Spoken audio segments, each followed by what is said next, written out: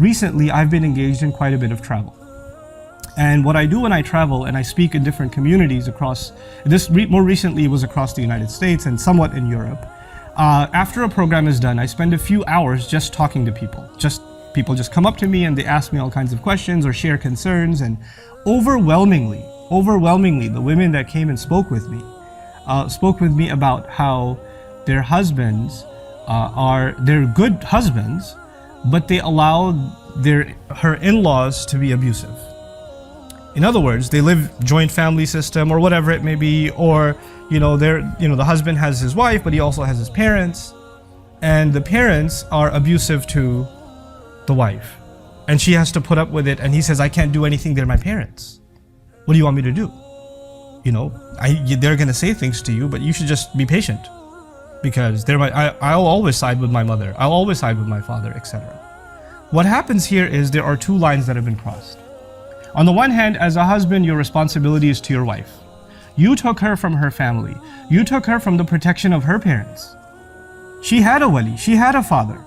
And his job was to make sure she stays happy, safe, she's not insulted or humiliated, she's protected from all forms of abuse, physical, emotional, spiritual, all kinds of abuse. That was the father's role. And when you signed that nikah, and when you said you agree, then all of those roles were shifted over to you. You're supposed to be as protective of her, even more so, actually, than her father was. Because your relationship with her actually even goes further. She's even the mother of your children.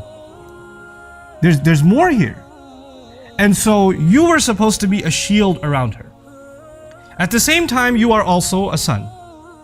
A son to your mother, a son to your father. And this religion teaches us that we cannot even say oof to our parents. You can't raise your voice to your parents at all. Now you are being pulled in two different directions. You have these enormous obligations to your spouse. Mithaqan ghalidha, the Quran calls it. A heavy contract, a heavy agreement. It's not a light thing, marriage. And on the other hand, you have this enormous responsibility to your parents. And sometimes they make you pick which one you're going to be good to. And your job is actually to draw a line and say, this is what I will do for my wife, this is how I will take care of her, and this is how I will protect her. And to let your parents know, you can say whatever you want to me. You beat me up, you curse me out, I'm your kid. You do whatever you want, it's fine. I'll take it. But you can't touch her. You can't say a word to her. She's not yours. She's not your responsibility, and she's not your child. Especially the culture I come from, you know what they say when the girl's getting married? They say, oh, she's like our daughter. Oh, it's like we have a new daughter in the family. Beware when you hear those words. Girls, be thoroughly warned. Because when they she's like our daughter, trouble is looming. Just a couple of weeks later, there's going to be commentary about how you didn't cook, or you cooked, with too much salt, or you're lazy, or you didn't clean, or some stuff is going to begin. No.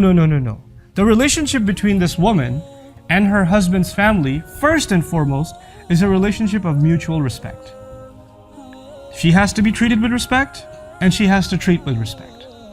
When it comes to rights and obligations, she is under no obligation to obey your parents. I'm sorry.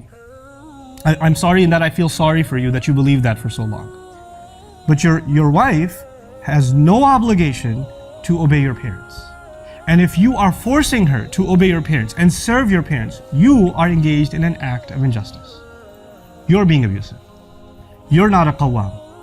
You're not the qawwam Allah made you. You were supposed to be taking care of her. You didn't bring a servant into the family.